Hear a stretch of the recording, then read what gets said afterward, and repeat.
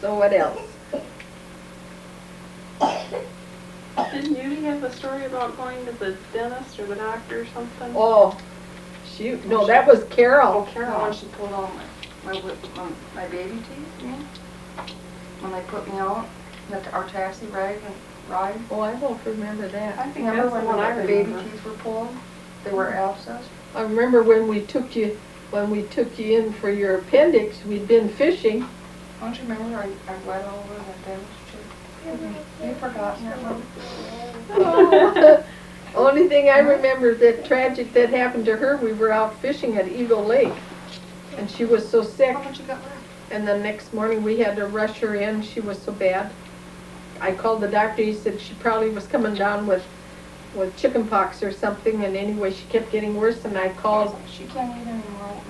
Dr. Liснey, and they said to take her right into Fairview Hospital. They would check her. Well, they took her in, and they decided to do emergency surgery because her appendix had bursted. And then they put her in with a bunch of old ladies, and because Dr. Liснey, we wanted to get a special nurse, and Dr. Liснey said, no, she's better off in there, and you can stay as late as you want. But he says they'll keep an eye on her because the doctors, they'll come in and give these other people their shots, and then they'll check her.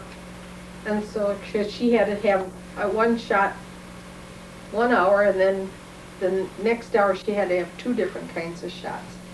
So they watched over her better than any nurse could have. But she, and then after we brought her home finally, I finally got my place. she had, the blisters would come out, and then that, like a big sack would hang on that. And then they'd have Anybody to want to see it? take, they were just stitches that her body didn't absorb. We even drove home from the lake in a mad rush more than once. But Carol's the one that threw the fit in the dentist office. How did that go?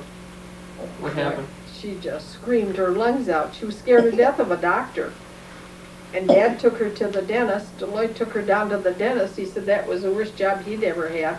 She screamed and hollered and carried on, and oh my goodness. But she lived through it. But I don't remember you wetting all over everything. I had all my baby teeth. My velvet dress in the taxi cab. I don't remember that.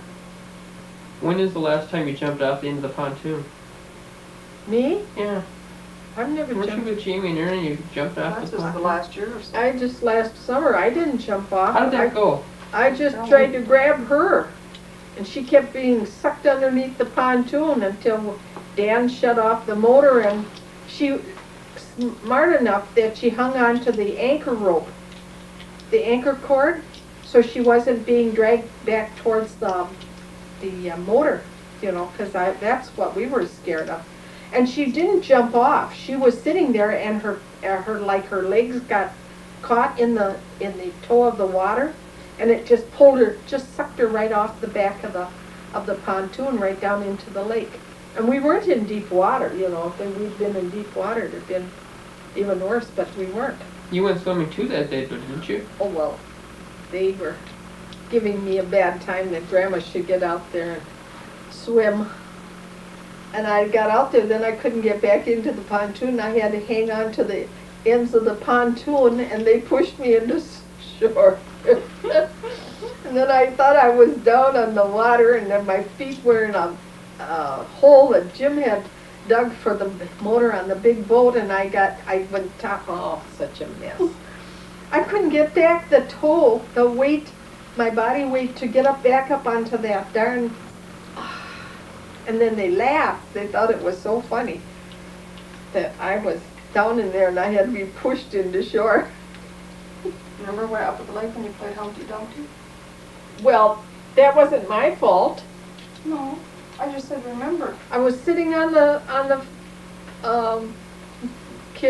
Judy and Steve were up there, and I was sitting on the railing of the porch, and all of a sudden the post broke. It was rotted, you know. I should have never sat on it. I went hit the ground. I thought I'd killed myself. And Dad sits up on the porch with his feet up on the railing and he says, "And what did you do that for?" And I'm out. Judy, she's bending over me. Steve had to make a new railing. Do you remember that, Steve? The next morning, Dad tells Bess to go in and check Company Dumpty. See how they treat me?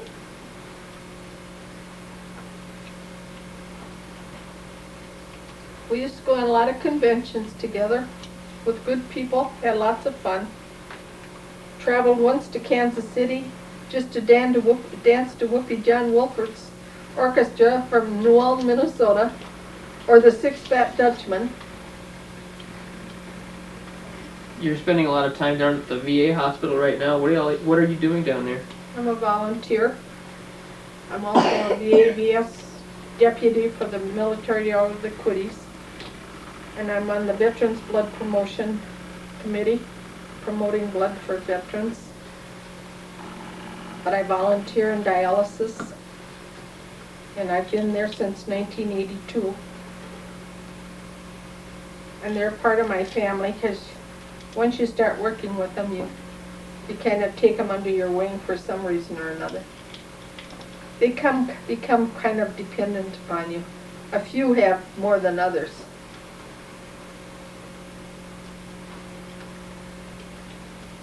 But the nurses there, they're like family too. They're good to me. And I try to be good to them. But I don't know how much longer. Now it's my trip. Where? Oh, down under. Out back. She didn't say 6 feet under. No. Isn't that what they call Australia? Yeah. Down under? Out back? Singapore and Hong Kong. I'm going to bring home Crocodile Dundee.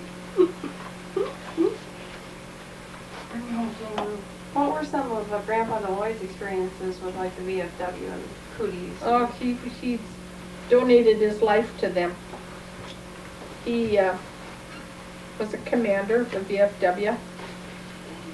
He forgot that he didn't have to be there day and night.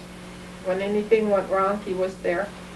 And then as a cootie, he became involved in the deer program that provides deer dinners or deer food, or the deer meat for the veterans hospitals and veterans homes.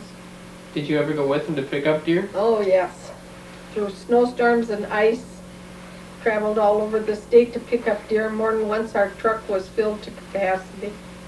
In fact, I almost got stuck up in the back of them one time down in what's that town, not Red Wing, but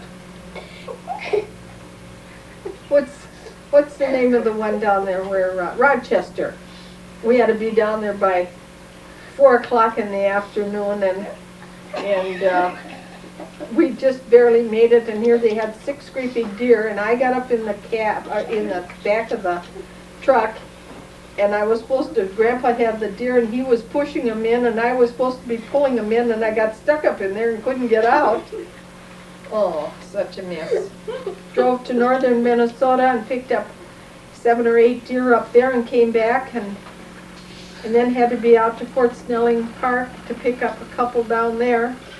And then the next day, DeLoyd and I went out to be at Daryl and Bill's birthday party, and he had a stroke. 2 strokes. 1 stroke, I guess. 1 at the hospital. All the excitement. But he still carried on until the end.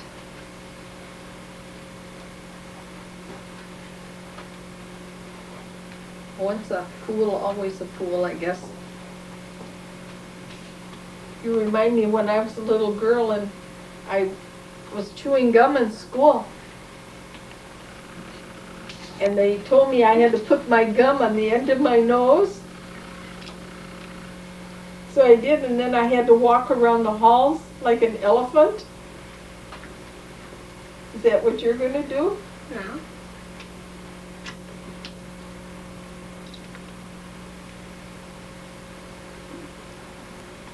like granddaughter, great-granddaughter, like grandmother. Right? What's that for? Huh? Look at this video. Okay, Grandma, why don't you tell us about some of Grandpa DeLoyd's shooting and hunting stories? Well, he was always in trouble. He'd go hunting and either they got chased by the bulls. One time they were out Lake Pelican and his cousin and his dad and he were getting ready to go shoot and here come the bulls down from the pasture and down into where they were hunting. And Irving, he took off and he went up a tree, left his bottle of beer at the bottom of it, and he worried more about the bottle of beer, but he shimmied up that tree. Grandpa Oscar, he went in the car, an old Chevrolet, and he got in there and he sat in there and they had all their supplies in there. And DeLoyd, the bull started after DeLoyd, so he went out into the swamp. He went out as far in the swamp as he could. And the bull went over to the car and he got his horns caught in the handles of the trunk and he shook the car so hard that it shook all the food all over Grandpa. And then everybody thought they'd been drunk, but they weren't. They were just silly, you know. They were all trying to escape. And one other time, of course, DeLoyd was out hunting with his dad and Irving, and it was cold and Grandpa had to go to the bathroom, so he takes off her little shelter and he forgot he had put his long underwear on, and he had shorts on first and then he put the long underwear over it. Deep down his pants to go.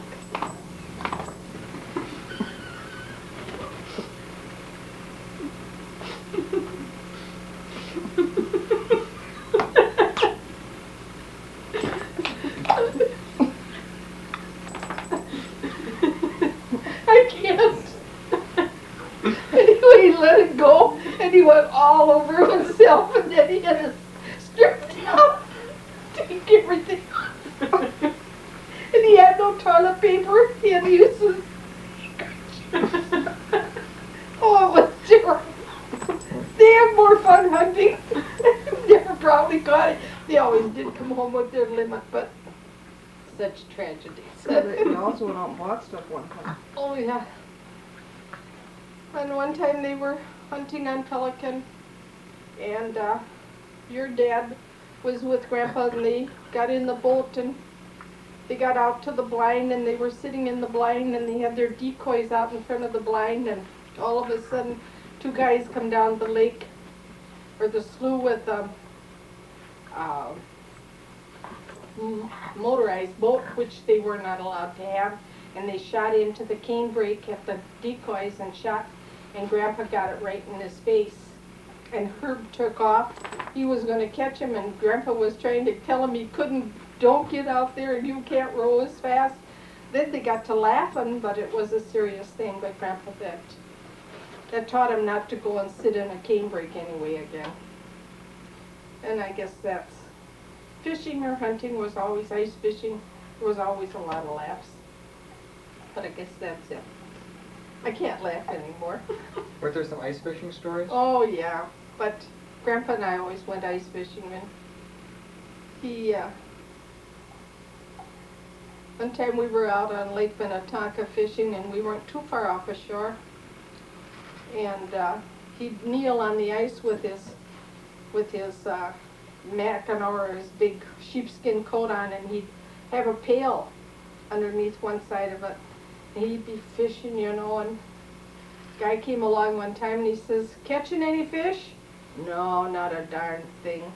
And he had his pail half full, and I said, "Dad, why did you say that?" He says, "'Cause if I told him I had any fish, he said they'd have chopped my toes off to dig another hole beside him." And one other time I had bought him a new auger, new gas auger, surprise gift for him, and he took it out. We went out ice fishing, and he started that auger up and it just wouldn't cut. I said, "Dad, are you sure you did everything you were supposed to?" "Yes, I did."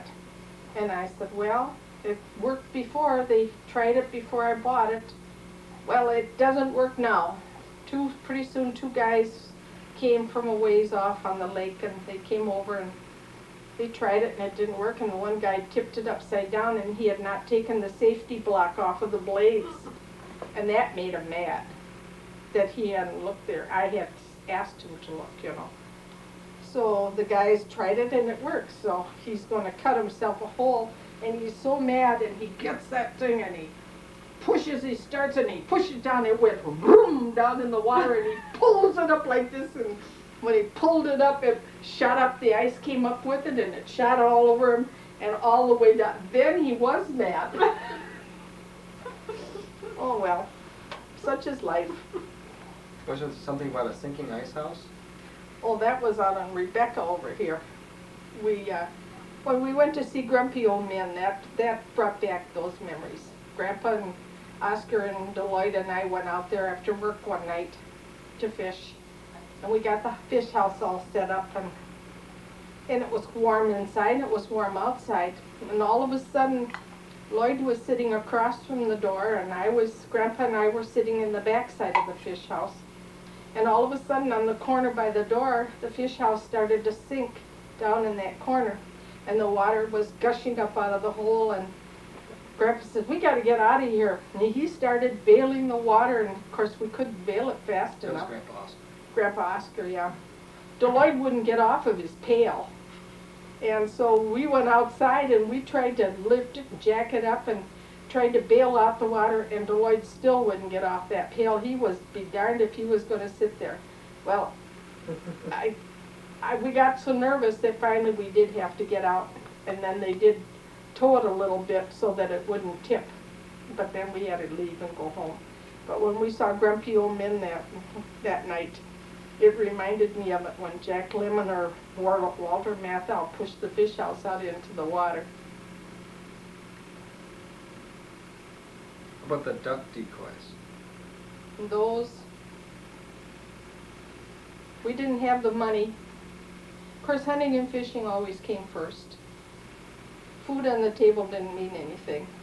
Dad went out and he bought himself, I suppose they were like blocks of cork, and the metal strips for underneath, wood for the heads so he could carve the heads, and then he'd cut out the bodies and put them all together.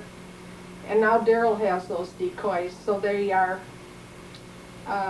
they've got to be 50 years old. And I often thought, I looked at them one day up at Daryl's and I said, thank God that was our breakfast or our lunch, and there you've got them now. How they ever lived, how they ever survived all these years, I don't know. Are there any stories about Grandpa Oscar, about his work with the union? Grandpa Oscar wasn't in the union. Grandpa DeLoyd was. Oh, okay. Grandpa DeLoyd was secretary-treasurer for the Pipe Trades Union from Minnegasko for over 30 years. When he was one of the men that started the health and disability program for the company. And the union said that it'd never work, and it did work, because it did pay off disability for many employees at the gas company. And he was a union man, but he didn't believe in strikes. But he worked hard for the union, and he tried to keep peace with the people. He always fought for that. We had a lot of good trips, a lot of knowledgeable trips for national conventions and that. Other than that, I always had to be there to help serve food when they audited the books. Do you have any memories of the old train yard? The train yard. What train yard? I think where Grandpa was from, Grandpa lived. Something like that. Oh, you mean where we went to school? Had to go through the railroad yards? Huh? I don't know, other than that we used to How about Minnehaha Falls? Minnehaha Falls, we used to do a lot of tobogganing, bobsledding out there, down into the old deer pits. Where were the deer pits? Grandpa, down in behind, between where the veterans home is now and the picnic pavilions. It's a big deep hole back in there. When Grandpa was a little boy, his mother used to take him, Grandma Ann used to take DeLoyd out there to do the pony rides, and I think she was more interested in the ponies than he was, because he just sat there and looked at him, and I think she enjoyed it more than he did. She used to take him to the circus down in, what's the name of that, parade grounds, downtown behind where the gas company was. By Dunwoody Institute. By Dunwoody Institute. She used to take him to the circus down there, and she'd watch the circus, and he was down underneath the stands picking up pop bottle caps. And he was more interested in that than he was watching what went on in the ring. And of course, Grandpa used those flatbeds where they brought the elephants in and that to play tricks on men in the company. He used to go down on his lunch hour, pick up elephant dung that looked like footballs, and he'd bring them up and put them on certain guys' desks up in the shop, then never own up to it. He was a trickster. He nailed people's shoes to the floor. If they used the bathroom too long, he pulled the fuses out of the light socks, out of the fuse boxes so they couldn't see. Never would own up to it, but he always got blamed for everything. And I wonder why. He must have been on to him. Huh? He Oh must yeah. have been on to him. He was a trickster. Like you and Daryl. Daryl actually is a replica of DeLoyd. He is a true image. There couldn't be anyone more alike. Devilish. But any memories at the firehouse? Firehouse, I don't remember them, but your grandfather, DeLoyd, spent a lot of time in the fire barn on 27th and Lake. Made friends with all the firemen. He loved it over there. That's when he lived on Snelling? Snelling Avenue, yeah. Just off of Lake Street. He lived right behind the fire barns. And he made lots of friends, that people that he knew until they died, and he even got older himself. He remembered those people. What about the billboard sign? By the, Well, that by the was fire barn?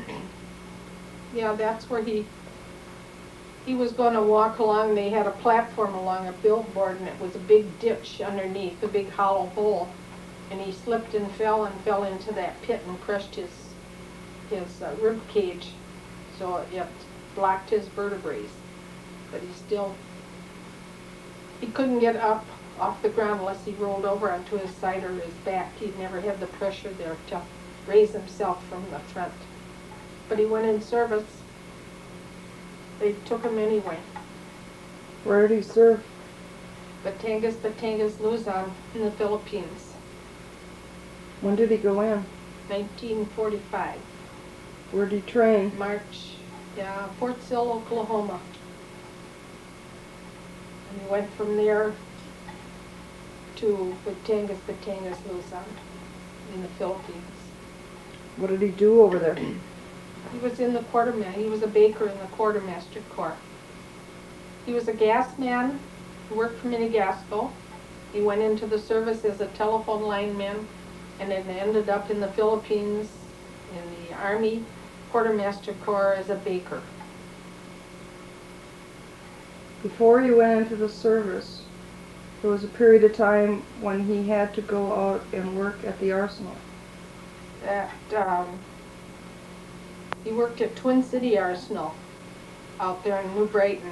He worked on incendiary bullets. And then when he came back from service, then he worked in the radio shop up in behind where the garage is. And they installed radios in company cars. Then when the jobs opened up again, he went back up into meter repair, where he worked as a meter mechanic on high pressure lines, high pressure meters. Tell us a little bit about your mom working for Savage. Well, when she first came to Minnesota from Colorado, she was 15 years old. And she went to work for Savage Company, which was a wholesale, what do I want to say, wholesale catalog company, which is now, the building has been replaced by Coca-Cola, but it was over there between East Hennepin and I think that's 3rd Avenue. Around River Place. Yeah, around River Place in there. And she worked in there, and they had, they gave her one roller skate to skate along down to pick up the merchandise. They had to crawl ladders which were way up, like almost onto a 2nd floor, to pull down to fill orders with. She also was Red Cross. She did work for the Red Cross, wrapping bandages and that for the men in service for First World War. Do you remember any floods of the Mississippi? No. Floods, terrible rainstorms, so they would back up on our streets, but not in the rivers. How about Grandpa Oscar's DeLoyd harmonica? Which one was Grandpa it? DeLoyd. Grandpa DeLoyd. Grandpa played the DeLoyd. harmonica. Oh, he loved to play the harmonica. In fact, I still have his harmonica. I wanted to give that to you kids, and he wouldn't let me. But what he wouldn't let me give to you kids when he was alive, I finally gave most of it to you when he passed away, so you've got it now. But he and Uncle Bill Hermansfeld, Grandma Anna's brother played the harmonica, and he always liked that. So he could just pick that old thing up and whistle a tune out of it. Grandpa used to play the trombone when he was in school, when he was in high school and last years of grade school. Played the trombone. Grandpa Oscar was, he and his brothers had an old-time orchestra when they were young. So I suppose they picked it up from that. Did Grandpa Oscar have any favorite foods? Oh my. He ate catsup like it was jelly. Well, he ate jelly too. He gouged himself on jelly and catsup. Catsup went on everything. Everything but cereal. And I think he would have put it there if he thought it would have tasted better. Tomatoes, that was his, didn't he, Judy? Tomatoes were his favorite. Tomato jam, tomato catsup. He just devoured it. How about Grandpa Frank? Did he have any favorite foods? Oh, yes. He never dared have dressing on the table. He'd hide it, or they'd hide it from him, so they'd be sure they got some DeLoyd or anybody else at the table that enjoyed it. Tomatoes with mayonnaise on it. He'd fill his plate full. He ate one kind of food at a time, never mixed his food. He either ate all tomatoes and then he'd go to his dressing if he had dressing, or his meat, eggplant. He always had to have just one thing on the plate at a time and devour it. Funny eater. He hated crooked forks.